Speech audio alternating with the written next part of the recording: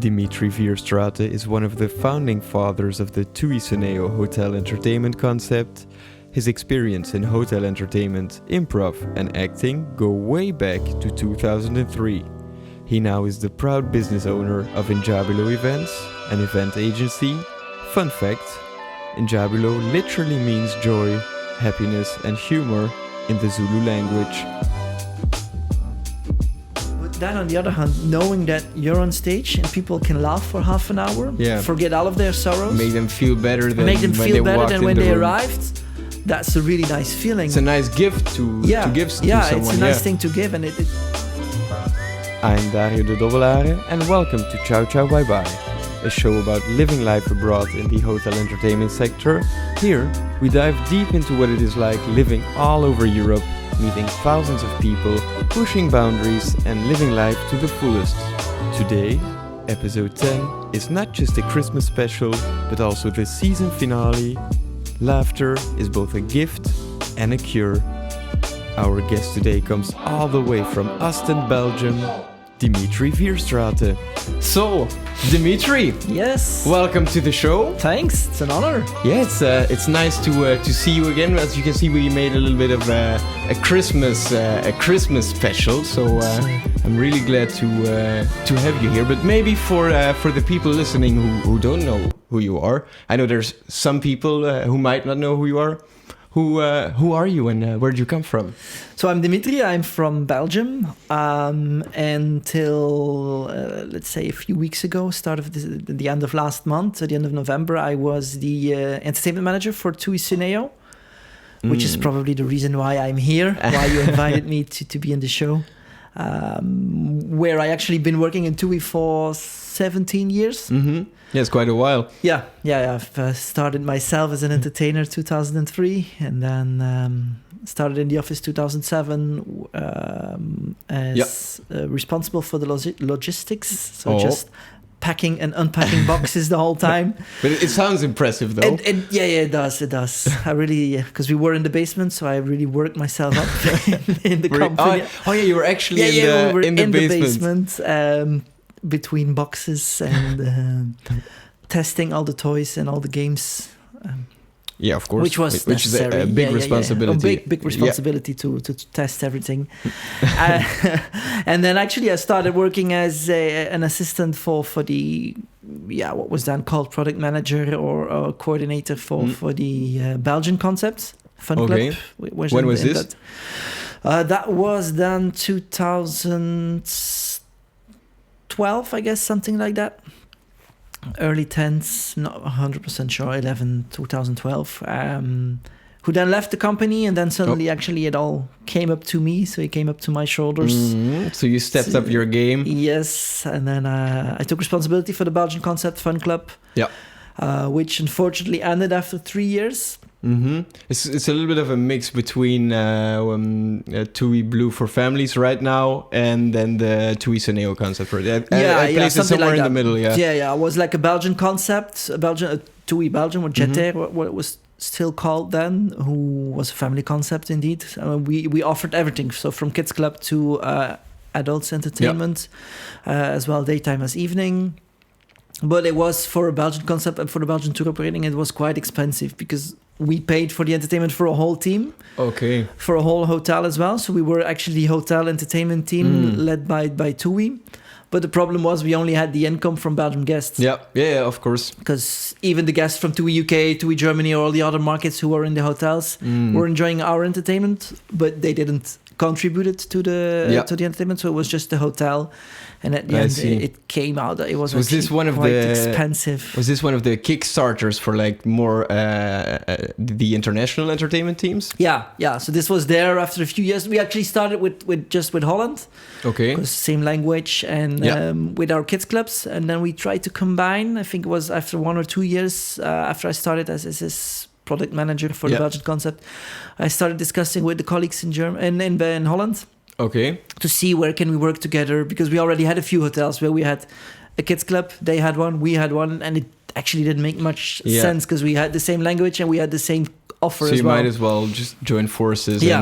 and create a better guest experience. Yeah, which was what we did. So we combined. When then we took their concepts, and after a few years, we actually mentioned and we found out that I had to say that we had to go the same way with the family concept. So with what was Funclub then, Yep. where we had a hotel in Rhodes, and it was actually the hotel manager, the Atlantica Agent Blue in Rhodes, and it was actually that manager that told us, I pay for a German concept, family concept with a daytime team and an evening team. I pay for a UK team and I pay for a Belgian team, but 80% of the offer is just the same. Yeah. Why can't you just work together and have one team? Yeah, which makes a lot more sense. Yeah, actually it does. So we then started working with the colleagues from Germany, the colleagues from UK. Mm-hmm. And at the end, we can say that everything which happens in the concepts in TUI now started there as In Rhodes. in Rhodes with those three people, Germany, England, and then myself from Belgium, Okay. combining our family concepts. When was this that this got mentioned? Was it which year was this? Was this in? I think Do you it remember? was 2013, 2012 again, Okay. same period. So it was Yeah. all actually in the start of my product manager or entertainment management career. And that we automatically and that actually quite fast took the step to go to the internationalization because I think- of TUI. I think the TUI SUNEO or SUNEO Club, as it was called back then, started in 2014 or 14 15. or 15, yeah. It's I think it's the 7th year now. I think it's 15. Yeah. Yeah. So it's going to be 14. Or 14. 14 or 15. I'm not sure. Wait, when did I should know actually. No, but- it was 2014 because I did my first season in 2014, which was the first year that SUNEO started, but I started in a different concept and I joined it for the second year. Okay, yeah. Yeah. So then I think actually my start in the other thing should have been earlier because Yeah, probably. I think I did have 1 or 2 years. So let's say that I started as a concept manager 2011. And then 2014 we started with SUNEO, which actually took about 2 years to get start it off up the the ground. whole thing. Yeah. So first this concept, and actually SUNEO was the plan to be a family concept at all. Okay. So like what we have with the TUI Blue for families, that was originally the idea. Really? Yeah. To have like one big concept for families, but then Germany said, yeah, but we still want our German guests to be spoken to in German. The UK guests said, yeah, but we still want our typical entertainment. So then we've kind of split and started with SUNEO, which was completely new. Yeah, it was this new kind of first thing. ever concept, which was actually created for TUI, not just source market related. Oh, really? But the very, very I first didn't even know international concept, which is actually, like I said, the basic of the base of what came afterwards. All this TUI Blue concept. Yeah. Now I can say that You laid the foundation. we kind of laid the foundation. Let's take some credit for it. Yeah. I actually did all the whole thing. No, that's crazy. Yeah.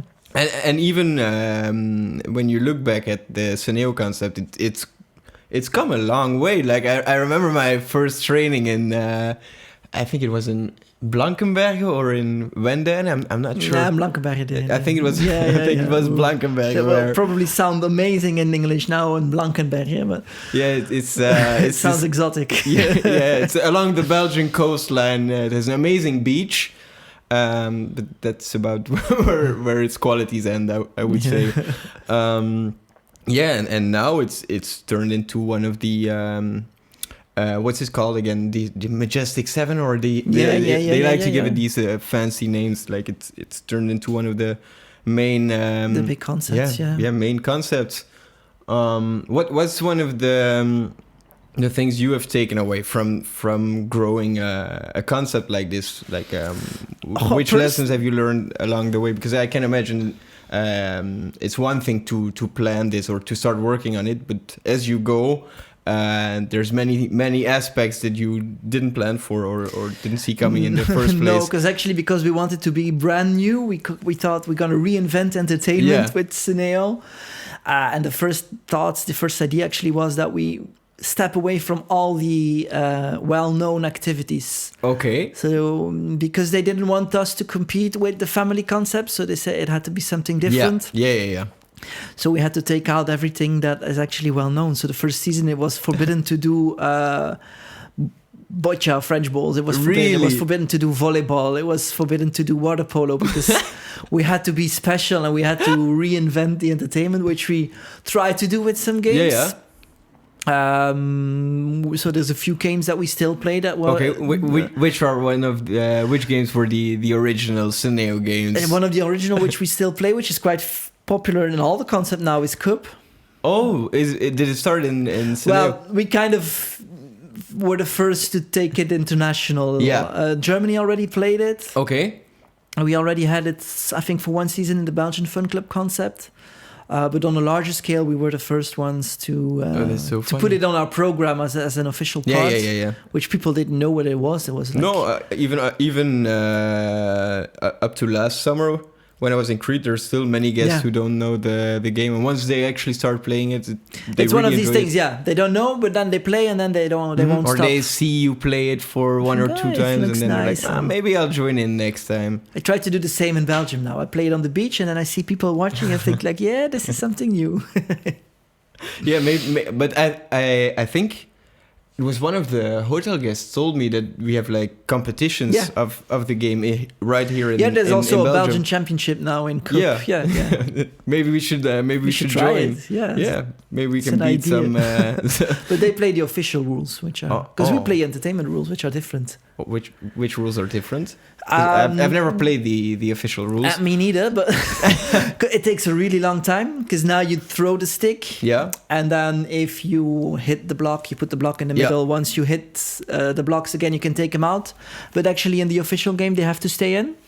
So it they has go back to and keep, forth. Yeah. They have to stay in until actually at the end you can manage to build a big tower, kick them all out at once. So they stay in the game. It takes a long time. Yeah. I think it's more boring. hours. I think this entertainment session is like check. Yeah, It's, I like it more. Yeah, you did a good job in changing the rules there. It's better. It's easier to explain as well. Now, like you've mentioned, you've been an entertainer yourself. Where did you work as an entertainer? Well, I started my career as a Jetair entertainer, so the TUI Belgian part in Greece, 2003. Okay. In the mythical island of Lesbos. That's where it all started. This is where it all started, which didn't steal the name, so it's a lesbian island. Yeah, that's probably why they sent you there. Yeah, it's quite disappointing to be as a young guy. You think, I'm going to be an entertainer, and then they send you to a lesbian island. So yeah. Was it? Did you choose to go to Lesbos, or did they? No. It was there? like the hotel they picked. They picked us for. It's not like nowadays where you can put in your reference. It was just, this is the hotel where you suit best with that person, and you just go. Okay, and it you was like you just stay home. Do you know if it was the hotels picking you?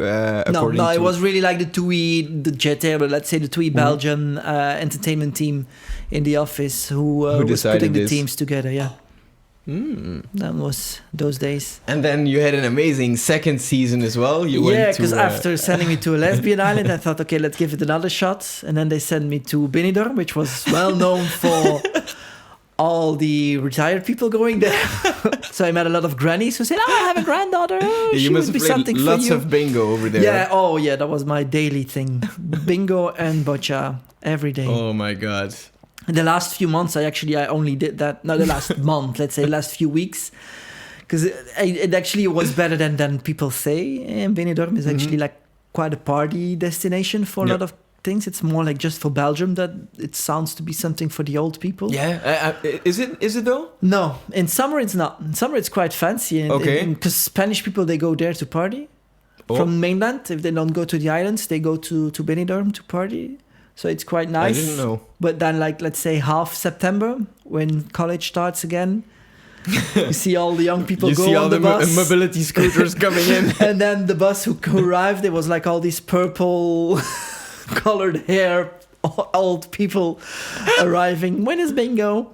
Yeah. And the last weeks, like I say, I had my program, which was adapted, but it was still a mixed program. But the only program I had guests for was bingo and petanque, as they say in Belgium, so boccia. Oh my God. Yeah. And then I had boccia, let's say, at 2. Then I came, people were already playing from 1. Oh, yeah. So I you left just after joined 1 hour, them, yeah. 1 hour. I did my game, and then I left, and then they stayed until 5 when bingo started. Oh, no. To move over to the... So you were playing... Yeah, so they literally just went from boccia or French bulls to... Yeah, then I had a few bingo. activities like archery. I had 2 or 3 people, but in general... Could they do it with the... Yeah, that was okay. Yeah, because I remember I once had a guest. It was in the Cortijo Blanco Hotel, and I had to lead the activity archery. No, it was rifle shooting, sorry. We did both. And it was quite a strange kid. Now you had to be of the age of 16 or above in order to be allowed to play, first of all. Now this kid was over 16, but I'm pretty sure there were a few minor disabilities which made him made his mental age drop. But obviously, you have to apply the same rules to everyone. So yeah, you want to handle it professionally. And his brother was there with him in order to guide him in his rifle shooting. Now, of course, when you see this, your eyes are open. You're like, oh my god, we need to be careful here. So he got the rifle. After the safety explanation and the safety briefing, nobody was allowed to turn or to face the guests with a loaded rifle or a rifle in general.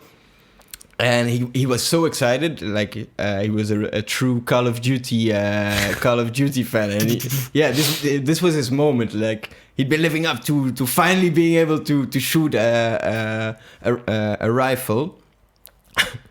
And I saw his eyes ignite. He was like, he took the gun and I was like, oh Jesus Lord, please, please make it safe. And he was shaking like all over the place. He was like, yeah, I'm gonna shoot. I'm gonna hit the middle of the target. And all the guests around us were like, okay, this is not so safe. Few people left. Of course, I would do the same if I wasn't working. And it was so dangerous. He ended up laying on the floor because they wanted to be one of these sniper shooters. And this was just so dangerous. So I can see why now it's no longer allowed to do rifle shooting because I also had same thing with an archery game. It was like an antenna. You try to do some fun with the guests. There was a guest who's been in that hotel for a few years. Like there's real entertainment people who join everything and make fun with everything. But sometimes they cross the border a little bit too much and they want to take control or they want to do some things which are not allowed. And that was in Lesbos in the first hotel. Oh. And I was like making my joke that I was putting on the position to start the 100-meter sprint together with the arrow to be the first. It was me or the arrow. And instead of shooting to the target, he lifted his arm and he released the arrow, but it was the hotel wall. And then there was a beach, but in between it was just like a walking section. So it was like, oh shit. Luckily it ended up in the bushes, so we did find the arrow back. But we had to say to that guest, maybe next time. Maybe not the smartest decision to aim to somewhere guests are walking. So but there's loads of these things after. Yeah, of course. Being in entertainment, there's like so many things that happen, so many fun things that I've mentioned or I saw or that I heard. Or that you've heard.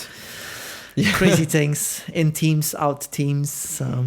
Yeah, it's a crazy thing. But so you worked in entertainment yourself for 2 years, 2 seasons, 2 summers. Yeah. So I went to Lesbos and I went to Benidorm. Yeah. Then I worked as an entertainer in Belgian theme park. Yeah. For 2 years, 2 summers, 2 seasons actually as well. So Eastern till November, and they close something over like winter. that. Yeah. Where I was actor / host of a show for kids. Show, for with the famous Boomba the Clown. And then I went back to TUI actually. So then I started working. 2004 I came back. 5 and 6 I was working in this theme park, and then in 2007 I started in the office again. Yeah. In March, and then I see.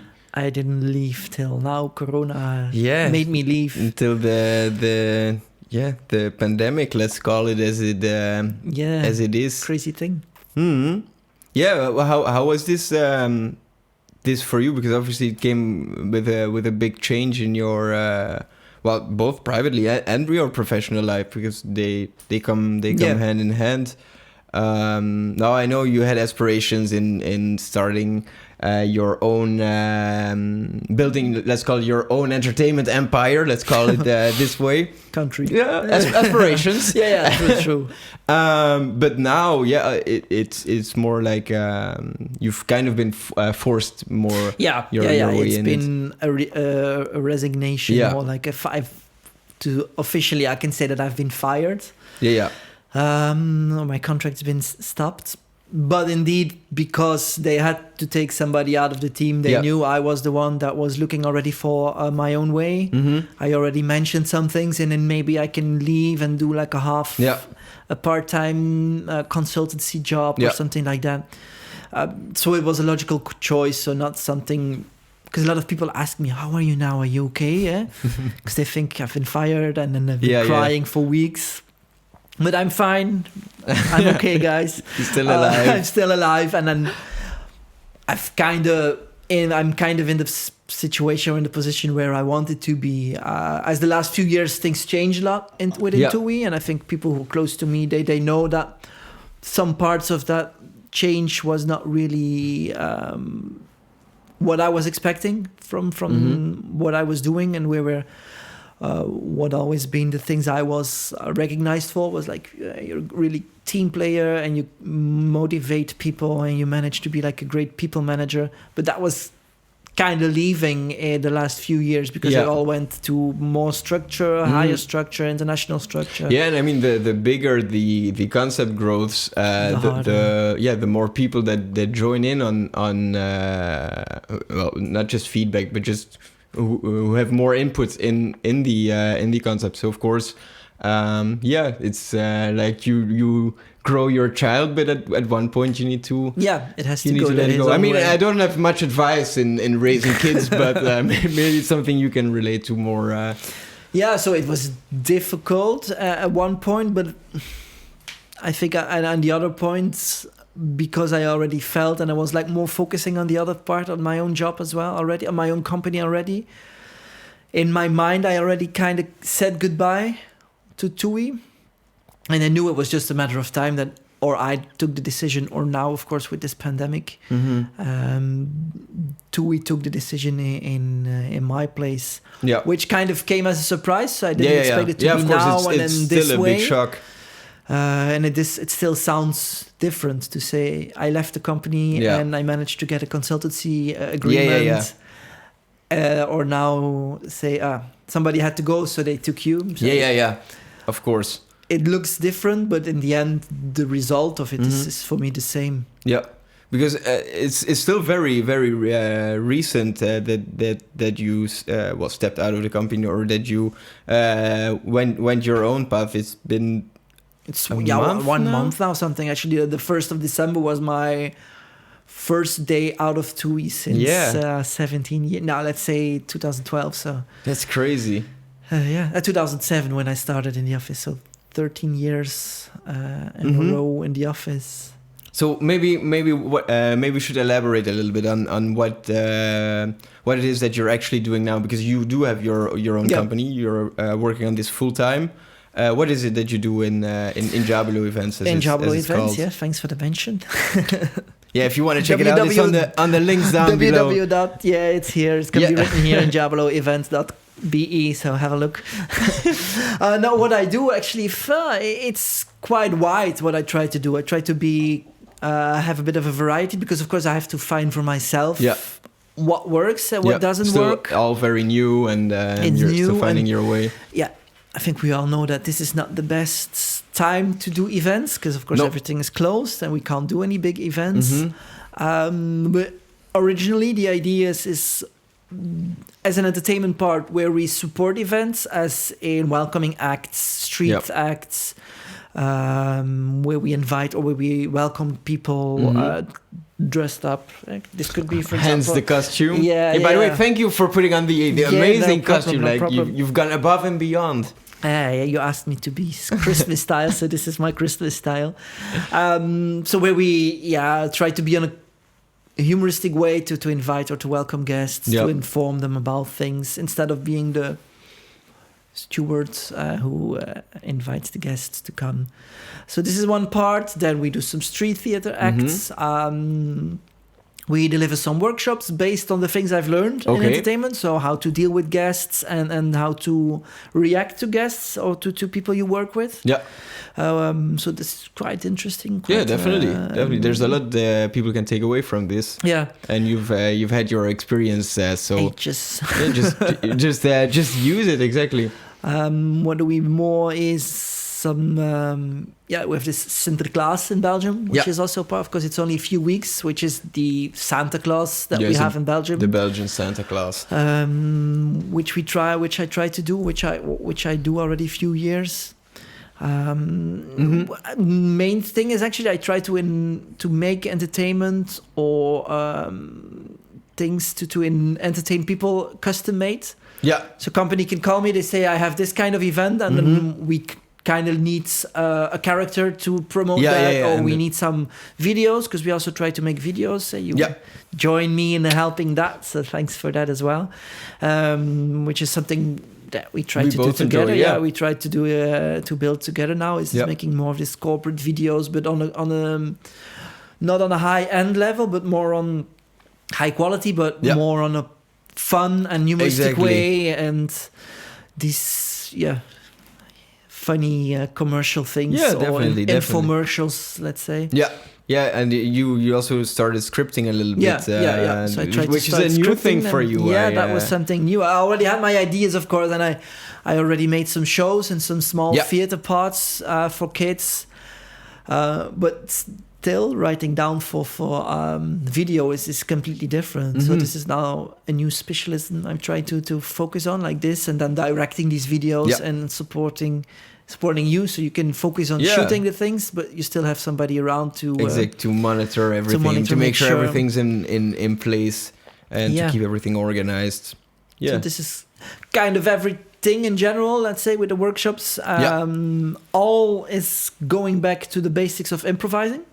Which you've had your training in, and you've become a teacher of yourself. So I'm indeed part of an improvisation, that's a difficult one. Improvisation theater group in Belgium, where we also do and create some acts together, and then try to build everything on this improv, because I think it's easier, especially for working with people. It's good to have this improv skills, because you people never know how they predict, react.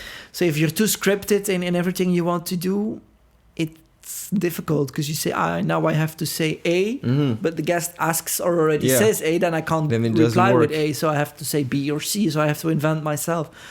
And this is what I like in this improv thing. It's like, if you look on the internet, there's a few do you have TED sessions on improv. I've not seen them. There's one. It's David. I forgot his name. Just how to improvise, or the improvisation skills. Just find it on YouTube. I will look it up, and I'll put it also in the links down below. Which actually explains the 7 steps of improv, and I think the most important one, or 2 actually, which you can take everywhere in life, is say yes to as much as. You can't say yes to everything in real life, but still, if something is brought to you, if something's been offered to you, take the opportunity and see where it brings you, and let it lead you to nicer things. And the other one, which is such an important one, we all forget, is play. As being entertained, especially in this life of an entertainment. In this entertainer's life.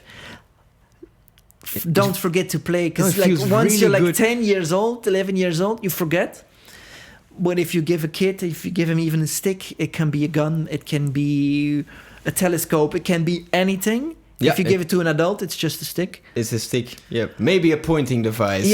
Or something to hit in some strange families. But in general, they would say it's just a stick. And this is so sad, because you forget to play, and it opens so much for you if you just live and learn to play. How do you think it... what do you think is a good way to implement this in your life? Let's say you kind of want to get into being more playful or exploring this part of your brain. How would you, what advice would you give to someone in order to help them rediscover this part of themselves? Follow a session with me. No, I think it is. Try to follow a workshop in improv, because it's really hard to say this is how you have to do it, because it's like a process. It's like driving cars. Mm-hmm. You can explain, so you have to put with your foot, your right foot, you have to put the gas, you have to accelerate, but then you have to don't forget to change gears and brake, to follow the traffic rules, and follow the rules of the traffic, and then you have to change second gear, first gear. You need so a maintenance. It's really difficult. It's like to make it an automatism again, and to go back to thinking and actually not think, to feel what happens. I think this is a really important one. Feel the situation and don't analyze the situation too much. And then just say, oh, okay, yes, because everybody knows how to do it. It's quite easy. You can just have an object, and then you just have to associate. Yeah. And when we do that in workshops, because this is one of the first steps, is making associations, they'll say, oh, but it's hard. I don't have something in my mind. You do. It's impossible. If I tell you glass, just say the first thing you think about, and don't put a break on your mind and to say, oh no, I can't tell this, because maybe they will think it's not allied with glass. Anything you say is there's good. There's no wrong answers. And this is where you have to get into like a flow, where you just go with the flow and don't just be. Just be in the situation. And this in combination with this say yes, which is in this TED session, there's actually a really easy thing. I'm going to tell you a story and I want you to say yes. Yes. Okay. So are you going to tell a story with me? Yes. Is it about knights? Yes. And is there a lovely princess who's stuck in a tower? Oh, yes. Yeah, and is she guarded by a dangerous fire-spitting dragon? Yes. Yeah, and will this knight go on his white steed? And when he go, and will he save the lady in the house? Yes. Yeah, will they live happily ever after? Yes. You see, so you just said yes, and we have quite like we have an amazing story, yeah. Now I want you to do the same, but just say no. Are you going to tell a story with me? No. And actually it's already stopped. It's done. So it's over. Yeah. A series of yeses is getting you somewhere. A series of no doesn't even get started. And this is actually one of the most things I got out of this video from this guy on YouTube. It's a good way to sum it up, yeah. Yeah. It's a very nice... it's a nice thing. So, and then together with all the other steps which lead you into a process of improvising. And once you have the skill, it helps you in everything. Because you start seeing ideas. Now when I see things on internet, I think, maybe I can adapt it a little bit and put it on my program, or see if maybe people want to do it. And this is what I think is important in life, is see opportunities, take the opportunities, and don't be afraid to go. Yeah, I think it gives you a lot more room in your head. Like, if you don't have this kind of restriction on what things are and what they are supposed to be, there's all of a sudden there's no ceiling anymore holding you. So you can really, as you say, take it to new levels. And even when you're applying for a new job and they ask you to do team management, you can apply these rules to for example, team management, or if you're responsible over organizing a warehouse or something like this, you can really it can take it very far. It can be implemented everywhere. And I think these 7 steps in this video is so possible to implement in all sections in life, or personal in personal life, or in your professional life, or even if we go back, because most of the people watching this are people in tourism or in entertainment. Even there, it happened so much that I was in brainstorm sessions or in workshops, and that we say, we have to think out of the box. But still, you feel about with so many people is, it's not going to be possible because you won't have the budget for that anyway. So let's throw it away. But you never know. Maybe if I have an idea that I think is impossible because of budget, you maybe have another idea that can help in having budget for that, or in making it cheaper, so it's still possible to be delivered. or and- just inspire someone in order to give a different idea. And if you start thinking with a roadblock or with a block in your head, and the other person won't be able to open his mind as well and be able to support you. So this is the important. And the next step in saying yes is saying yes and. Oh. Yeah. So this is. I'm learning new things here. Yeah. Just watch it. I do like a really intelligent guy now. But it's just all from a video. But it's actually like this way of life that I try to implement myself with. Which has helped you. Yeah, it does. It does help. Yeah, it's like play, listen, enjoy life, and fail, because that's also a different one. Yeah, it's a good piece of advice. Yeah. Fail and fail hard. Fail hard. Yeah. The thing he says is failing doesn't make you a failure. And I think that's a really nice one to keep in mind. It's not because something fails that you're a loser. It's just you tried something, okay, try something else. You tried try it on a something different which way. didn't. It's I saw this saying. It's like every time you fail, you don't. You, as you say, you're not a failure. You just found a way that doesn't work. Yeah. This is what I tried to say when I was doing the training for the entertainment, and they were doing something wrong. I said to them, actually, on a training, you don't make a mistake, but you learn lessons. Mm-hmm. And I think this is also important in a training process. Or if you were on let's say the entertainment training, and you did something wrong, you don't make a mistake, but you just learn not to do it that way. Yeah. And if you can see that and you can see things positively, then things get you much further than just take your lessons from negative. it. Yeah. Don't think, oh shit, that doesn't work. Okay, maybe I'm not a good entertainer. No, try to find your skills and try to find what does suit you. I've never been a big dancer. Does it make a... Why are you laughing? Oh, I don't know. I might have seen a couple of your moves. Yeah, So but yeah, I mean, I can't blame you. You went to Lesbos and to, so it was meant to Benidorm, so... So I didn't dance old-fashioned things, and no, I mean, just know that this is not your skill, and then focus on the other things, and just do what you have to do in that, and don't give up on being a dancer, but just realize that I'm not going to be a choreographer after this. So I just take it as it's a part of the thing, but then I try to excel in the other things which I am good at. So don't see yourself as what you're not good at. Especially in entertainment, like I've never been a great dancer myself. Like I've learned to move a little bit. Like I know how to make it look as if I know what I'm doing, but I've never been a great dancer. And a lot of the guests who came to the shows just come for your energy, or just to see that you are having fun on stage. So there's really no problem in being the worst dancer on stage, but you can still be the best performer. Again, this is this play part. Yeah. Enjoy life. And then I think you all experienced, everybody in entertainment experienced that at the end of a show, who's getting the most of the applause, it's not always the best dancer, but it's that person who's around the pool, who's the one who's like, hey, hi, who knows everybody, who's energetic, who's a motivator, who's just a personality, and who's friendly to everybody. And you can be a really great dancer, but if you're an asshole, at the end of the show, they won't applaud for you as well. So they will say, oh, he can dance, but I don't like him. But that's it, And then they see, let's say you, okay, he's not the best dancer, but maybe they don't like you as well. But let's say, as an example, let's assume that you're a nice guy and then people like you. Yeah, that's crazy. So let's fast forward a little bit. I wanna go a little bit to the future. We've had your story, where you come from, what you're doing right now. Let's just get rid of all the boundaries, as we said before. Let's play with a future.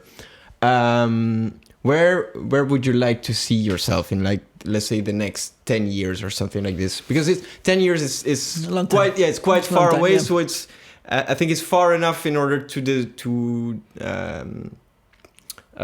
take yourself away from reality and let your dreams speak through a little bit. So where would you like to be in the next 10 years? Well, I think in general, I just want to have like a healthy, successful company, and that I can have a good life from that. Still enjoy what I'm doing, being on stage. There's of course a few like things on the bucket list that you want to do. What's one of those, for example? Well, I once want to be doing an improv show or whatever, but like on a big stages, big audiences. Which stage do you want to go? Let's Sports go balance, there. of course. Okay, No, maybe that's not, because it's not going to work. Because I think in improv you still need this kind of coziness and contact. But still, let's say like a bigger theater in a city or something. I already kind of did, but for smaller groups. But still, it would be nice to be like to can tell that I can live from being actor / entertainer. And that doesn't even have to be TV, because I think a lot of people say, oh, you want to be an actor, so you have to be on TV. I don't agree. I earn money with being an actor, so I can tell that I'm a professional actor, even though I'm not on TV. Or okay, a few things I did on TV, but this is not my main goal. I think you should never do this job because you want to be known. What's a good motivation to do this job? Yeah, not even to be known. I don't think, for me, it's not a thing to be known. I think if you're known because of acting, it's because you do a good job.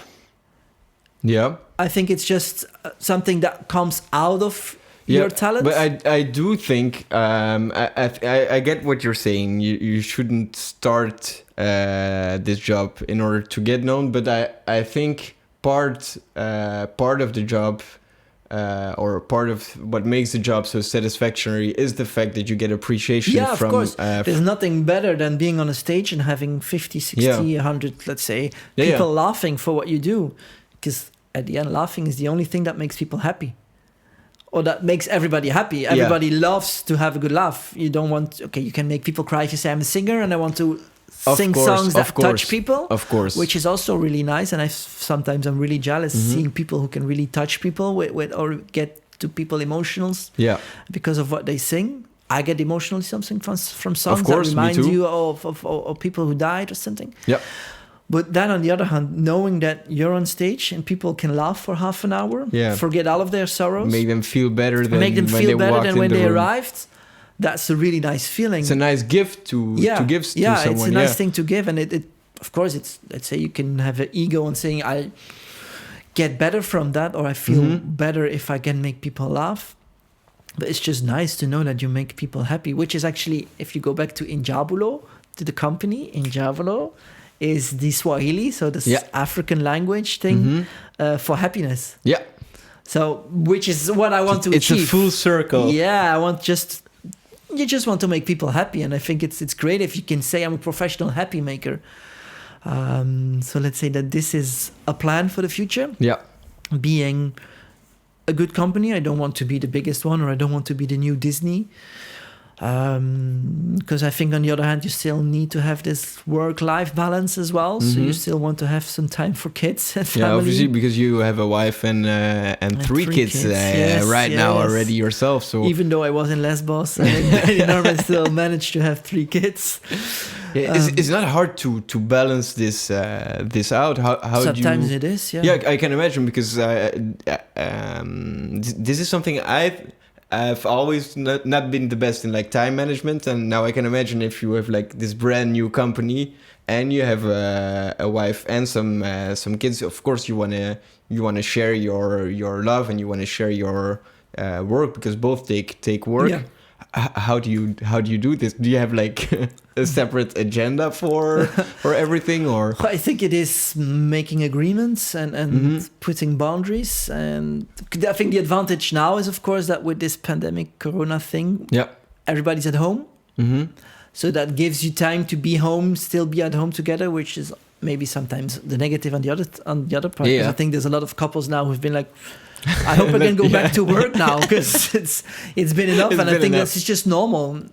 Even though you're in a relationship or you're married, I don't think people are meant to be 24/7 with each other the whole time. No, you need some room. You need some room, and which is also a different thing difficult thing on being in entertainment and in resort, where you're with your team the whole time. Yeah, for example. Which is something different. But yeah, I think it's making appointment and knowing that sometimes it's busier than other times. So then you take those calmer periods to spend with your family, take some times off. Yeah. have a fixed time for holidays, for example. For me, that would be last 2 weeks of August. Yeah. And Is a holiday, and then there's then no we way don't around it. do something. We make sure that we go somewhere. We go on holiday, and we spend some time together. Being home now makes me actually. I feel that I can sometimes spend more time with them now because I can go to school. I can go and pick them up. Yeah. Whilst I was in the office, I couldn't do that. It wasn't possible. Yeah. They have to stay in school till 5, or they have to go to the grandma's before.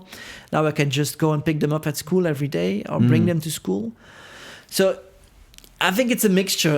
Of course, the things I do, it's mainly weekends and evenings. Yeah. Or will be, let's say, if it's... But the actual events, of course, yeah, during the events winters. is mostly in the weekend or in the evening. So that gives you more time during week time to spend with your family. Yeah. So it's just making agreements and having compromise. Somebody next to you who supports as well. Yeah, which helps a lot. It's of course important. Of course. And that's not easy. It is sometimes difficult to explain why a certain thing takes more time or video shoots. If you go to a video shoot, I think around 2, maybe it's 3, maybe it's 4 o'clock, because it's so difficult to estimate. Yeah, to estimate the time of such things. So then you need to be... or to have some flexibility, buy a lot of flowers to make things up. No. Get a subscription. Yeah, every week. Sorry. No, I think it's just talking with each other and then indeed planning, which is not always my best point. Maybe it's improv again. Yeah, because of course, being an improviser, and this is something which has always been I've always been an on-the-spot solver of people. Yeah. A person, people. Yeah, you didn't gain that much weight yet. Yeah, not yet. Which made it sometimes difficult for people working with me as well. When I was still working in Belgium, I was working with Lenny, if she's looking at it. I think you know her as well.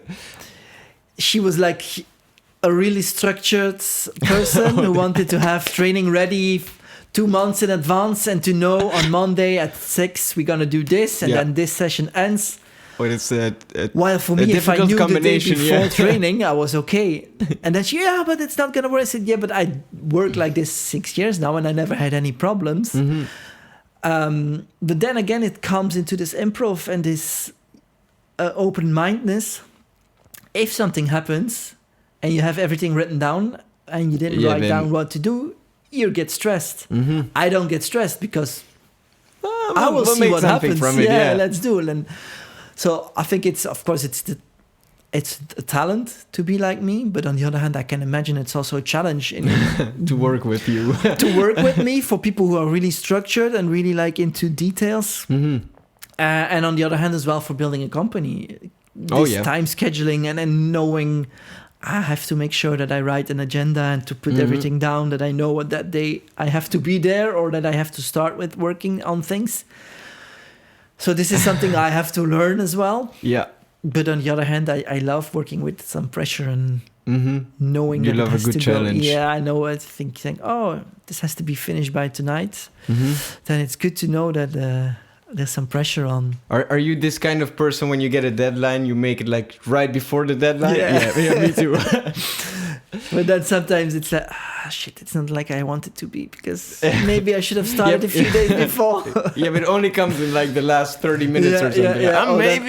Damn, this, you're making a PowerPoint and then it crashes and you lose everything. Oh my God. So I've learned to save every 2 minutes already. Did it turn on you at one point, like where it would have been better that you had prepared something? Do you have an example where? Actually, no. Actually, for now, until now, let's knock. It strokes your ego. Yeah. For now, I actually always been able. You've winged it. Yeah. Or I just managed to solve it on the spot, or I just talk myself through. Or did you have a close call or something where you're like, okay, this many, but nobody ever saw. Can you give an example? Is there one that pops in your mind? I think even training sessions happened so many times that they were not even ready before they start, or that I didn't know what to say during a training, but I then surprise click. Yeah, just made my PowerPoints, which I knew because I used it before, but then something's changed. But actually, I just always was in this flow, and I managed to get people on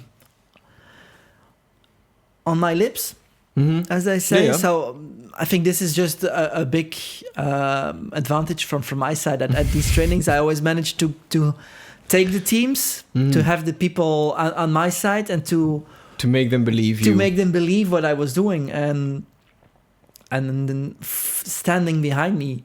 There was one time, and I think this is one of the things where I always remembered. I was an entertainer in the Belgian concept, and we had some problems with the hotel. Like big problem with the hotel. So I was already in that hotel. I flew over. Yeah. It was in Egypt. So this Egyptian mentality, which is not always easy. There was a female team leader, so that was a problem because the hotel manager didn't want to have somebody female having responsibilities in his hotel. So we did have a lot of problems there, like some fights, some threats of going to the police for certain things. So at the end, we did decide to take that female team leader out just to make it work. But then the other guy who took over, he said, we have to make it work for you and for the company, for Funclub, which was then the concept. Say, we're going to make this work. And there is where I always wanted to be. This is what we had with Suneo as well, which was always like the little black sheep in the TUI. Because I had to admit, now I'm gone, I can admit these things. A lot of team leaders complained about we don't have the money, we don't feel as appreciated. I think I always managed to use this in our advantage, and instead of going with them, I kind of did a little bit. Turned the tables, Yeah, I kind of used it in our advantage to say, let's show that we can do it with less money, and that. And I think this is. If I can look back and say what is your biggest achievement, I think that can be my biggest achievement, that I can tell. Yeah, you can be proud of that. That I've managed to motivate people in when they felt as being the black sheep or the ugly duck, the ugly duck, to make sure that we showed that we can be the swan as well. And this is of course something really important, that you can work with people. Yeah, I would highly agree. This is one of your main strengths. Like everybody has like this main thing they're really good at, and I agree. Motivating people and communication are definitely your biggest strengths. And of course, there's many things that fall under this umbrella of communication and motivation. But this, when you look back at it, everything kind of points back into this direction, which is why for me the last few years working with TUI was getting difficult, because it turned more into, or my job turned more into strategic, administrational business role, and I lost kind of contact with people. So we still had Gogo, who we kind of trained, I kind of trained to take these steps, which he did amazing. He still feels sometimes he's not that person, but he really is. He really took this position already from being the motivator for people. So I'm really happy to see, let's say that as a project, that he turned into a great people manager. He's really good in this. He's in the perfect spot. I like, everybody trusts him and everybody likes him. You don't question it. It's just You just do it. And then even though if you go to managers, and this is a skill that actually he has that I never really had, he can get things done. Maybe he's a bit more impressive than I am. That might be the thing. What do you mean? Well, yes. I'm of course very muscled, but still he's a bit... So these are things I had to learn. Going to managers, talking with managers, and getting my things done, and not just... no, it's not possible. Just push forward and do this, which is something you always had more than I had. I think as you were when you were a team leader, you've sometimes maybe a bit too stubborn and too hard, which you released a little bit now. I think a few years ago, you were like, it has to be like this. And this way, So that was not really in your advantage at that time.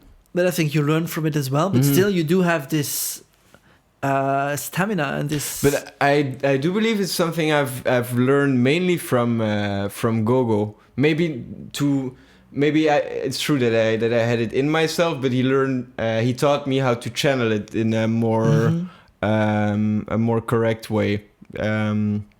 maybe we're a bit similar. Maybe not in body size, but in in the way this charisma can work for us or against us. But one of the things I always think about when people bring up Gogo is I was doing one season where we were working with 2 teams in the hotel, and we were supposed to do some new dance shows over there to bring sprinkle some new life over the entertainment. And I was having a hard time to convince the team in doing these new dance shows. Now, obviously, I've said before, I'm not a great dancer myself. And these were very experienced dancers who had been on stage for, 20, 30 years or something like this. So I can imagine for them as well, it's quite hard to swallow the pill and to set aside their pride. For me to teach them a new dance show. So Gogo arrived on destination and was like, Gogo, I'm gonna be honest, I don't know what to do. Please help. And he said, yeah, brother, don't worry, we fix it. I said, yeah, well, good luck. So he left for I think 15-20 minutes, and he came back and he said, yeah, brother, today 12:30 we do dance practice. I was like, what did you tell them? He said, yeah, brother, they don't want to do this show. I said, yeah, I know. This was the whole point. What did you do? I changed the name of the show. And then it's like, it comes back to improv. It's not that hard. Easy. It's just take away the boundaries, change the name of the show, and everything was fixed. Yeah, true. Sometimes it's just sits in a small corner, and you just have to be creative in solutions and handing out. I think it's always really great if you work with somebody who's difficult to work with, that you can make him or her do your idea, but make it feel like it's her or his idea. Just plant the right push seeds. The person into that position, and then until they say, oh, maybe we should do it like that, and then, okay, why didn't I come up with this? That's a good idea, let's do it.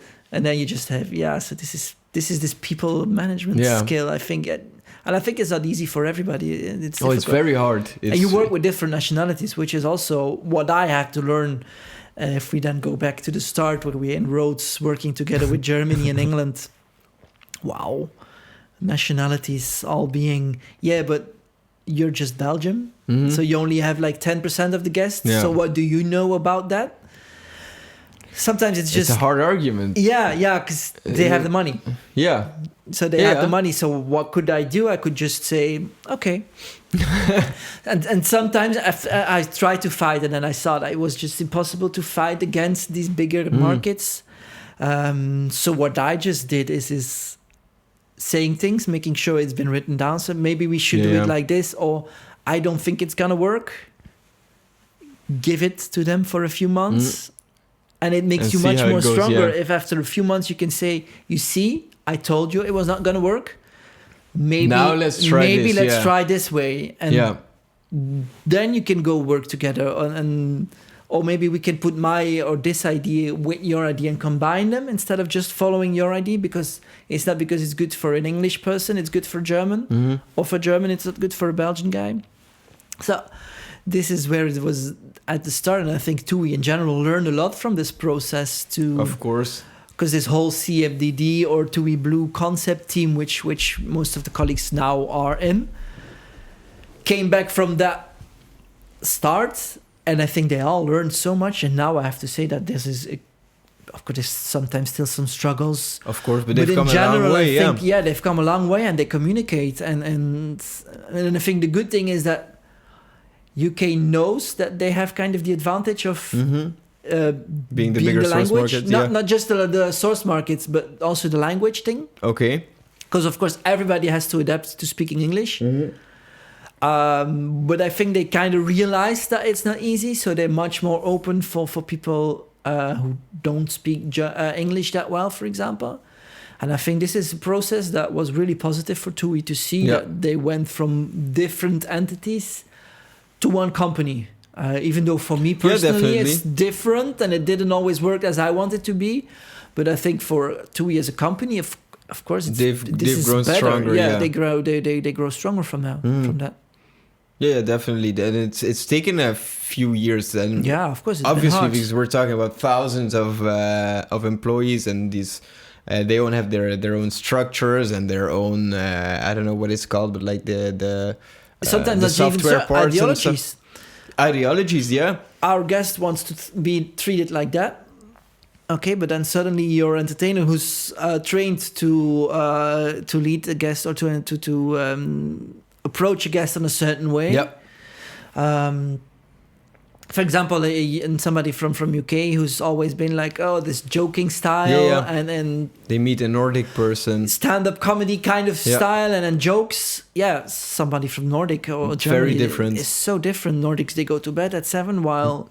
Or 7 is maybe quite early. Yeah. Let's say 9 to 10, they go to bed. That's usually when UK guests wake when up. UK guests wake up and start drinking. So this is such a big difference in culture. Yeah. I think we're gonna lose the fire anyway. By the way. Oh yeah. Oh, we might have to say goodbye to the fire. It's a beautiful fireplace, by the way. Yeah, it's gonna get cold. You brought an minutes, extra jacket. The battery of your fire is out. So. Oh, we're in this new decade. You know, it's an electronic fireplace. It's good because it has no aerosol, so it doesn't spread any coronavirus germs. Let's hope so. So it's okay. It's safe.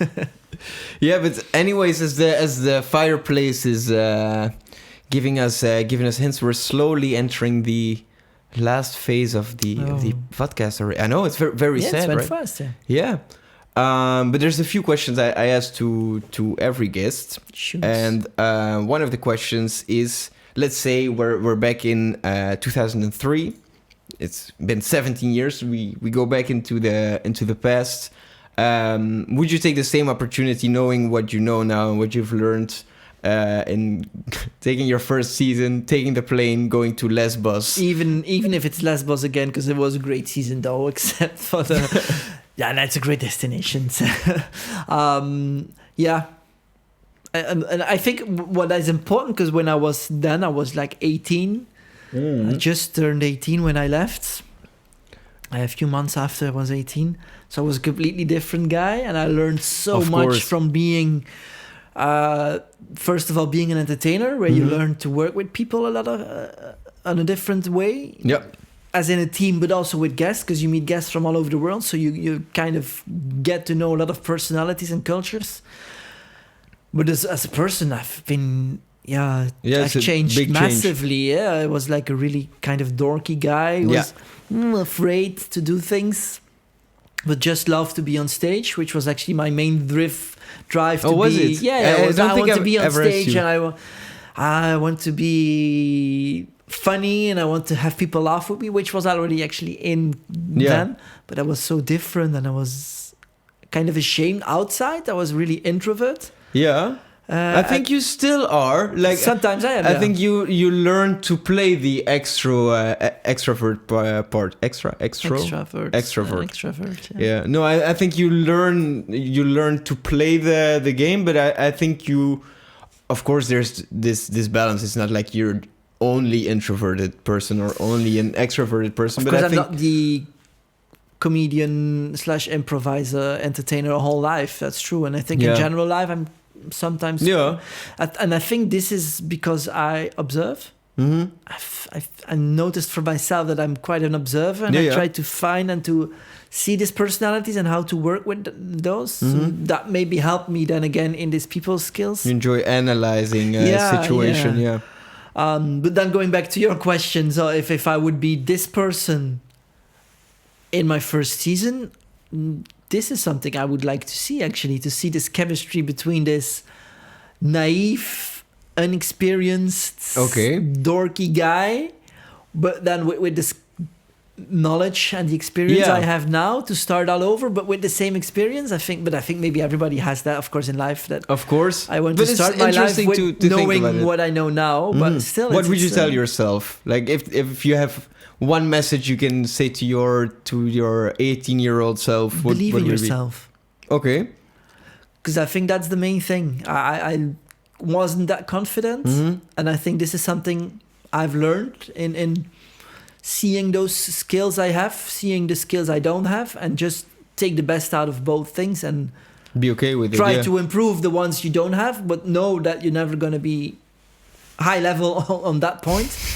Don't ask me to do big calculations or facts and figure things, because that's not my thing. But no, just ask help if you need help in these kind of things, but then also be able to support the other people with your skills you do have, with the skills you do have. So I think this is an interesting thing to be confident from the start and feel, again, this feeling, this playing in the entertainment part. Or Say this yes. Say yes from the start and enjoy. And don't always think too much, but feel what you're doing. And then if you think, this is what I like to do, just do it. Try it. And Worst do case, it. you have a good story. Yeah. So I think this is the main lesson then I would give my my Your younger self. No, awesome. Then there's one more question. Now, as you might know or might not know, I'm not sure if I told you, this is the last episode of the first season of Ciao Ciao Bye Bye. We've done 10 episodes. Now, imagine one day there will be a second season, or there might be a second season of Ciao Ciao Bye Bye. Who would you like to see coming on the show, coming in to join me for? Have you actually ever explained why it's called Ciao Ciao Bye Bye? I don't think so. I don't think so, actually. I have in the first 1-2 sessions, I actually didn't see. And then I have to be honest, I haven't seen them all. I just saw parts of it. Of course. Because I'm a busy, you're a busy entrepreneur. Businessman So slash husband slash father. Yeah. So I'm sorry you're not on the first place. You might nearly see it with my heart's bleeding through my stomach. Yeah. I hope the camera has the point where your heart breaks. No, it's a good story. Maybe you want to take us through the Ciao Ciao Bye Bye. Actually, it's your thing. It's not something. It's you who started with it. It's like this thing you said just to guests always. The thing is, it's not really my.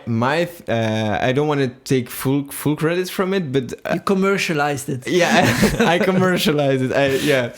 No, it started for me in 2015 when I started working for TUI SUNEO. I think we just said it in the hotel to all the guests, because I was working in this Spanish hotel, and we had a lot of nationalities coming on holiday in the same place, and we found it very hard to say goodbye to people. Well, first of all, I'm not a very good goodbye person. I'm not that good at saying goodbye. So Ciao Ciao Bye Bye. I'm not sure who coined it, but one of the team coined it there, and it just stuck. We just said Ciao Ciao Bye Bye whenever the bus was leaving or after a show. It was Ciao Ciao, and then the guests would respond Bye Bye. And I don't know. It feels a lot more joyful, or a lot more. Yeah, it makes you feel better than saying goodbye. And as always, ciao ciao, bye bye. There's more power and still power it's in clear. it. Yeah. It's a positive message rather than goodbye and then you start crying or. Yeah, because I remember this coming up at this training. Then it would have been 2016. Then something where suddenly everybody was ciao ciao, bye bye, ciao ciao the whole time, saying, "Oh come on, I'm getting old now. I'm not into this hype." But yeah, so I like I said, I don't really want to take credit for it, but I think from what I've seen, it started in the Cortijo Blanco Hotel in 2015. Maybe somebody heard it from someone else prior to that. Probably you tried to introduce it into the SUNEO group. Yeah. Maybe. But who I want to see next year, because I thought it was interesting to explain why it's called Ciao Ciao Bye Bye. Actually, so who I think is interesting to see. Yeah, the brother. The big brother. The big brother has to be in. Maybe he should be the end for next season. Maybe you should call him out, because actually I asked him to come on the show, but he didn't feel comfortable for it right out. So maybe we should give you like a personal message to the big brother. I'm not your boss anymore, but you have to do this. Come on, you are now SUNEO. We both grown our kids. It's your kid now, so. You have to be here to talk with Dario and do the Ciao Ciao Bye Bye next year. You can be the special Christmas or the Eastern one. You can be the Eastern bunny. Yeah, and I think, I don't know, I think you kind of always had the entertainers who were in now. Maybe try to find somebody who was at the start. Before, like, the dinosaurs. You know Bart, so maybe Bart could be one. And then maybe somebody else who works in TUI. I know you had Jana this year as well. Yeah, still works with us. Jana was there.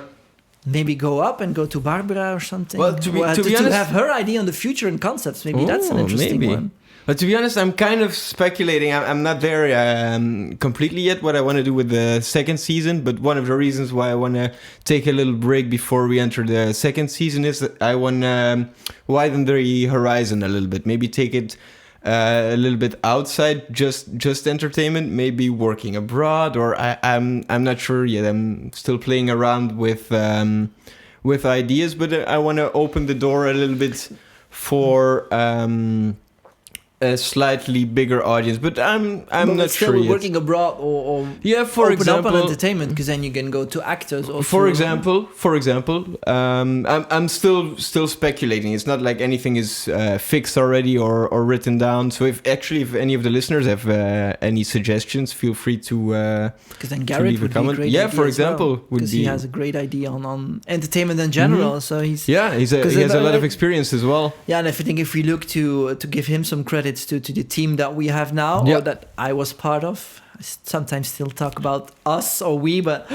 the existing concept entertainment team, the way they work now or the way they look at entertainment is mainly because what he did because he's only been with us for 1 year and a half. Yeah, something like this.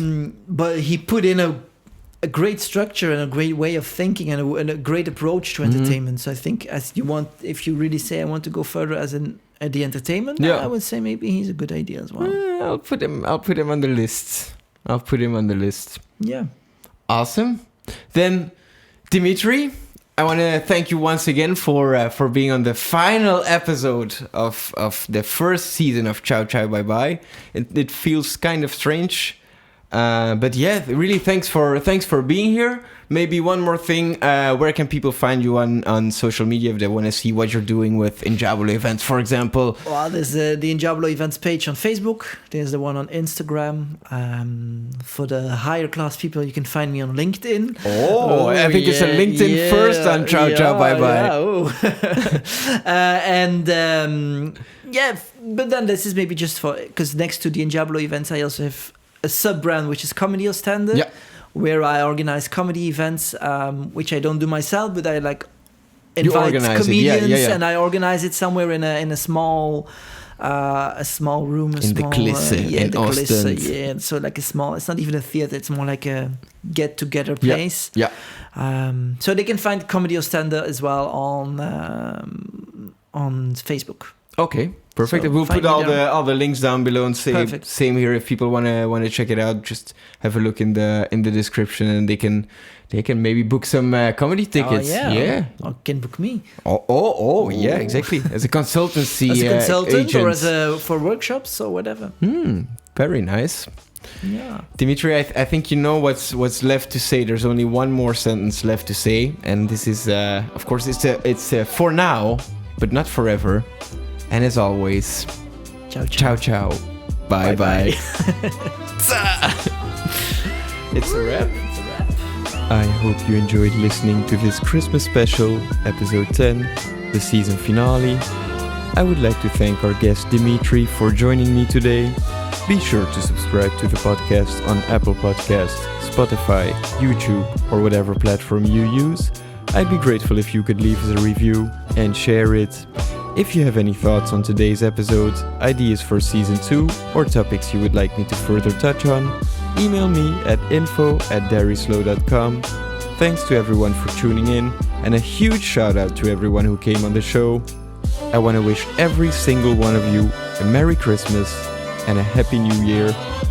See you next season, and as always, ciao ciao, bye bye.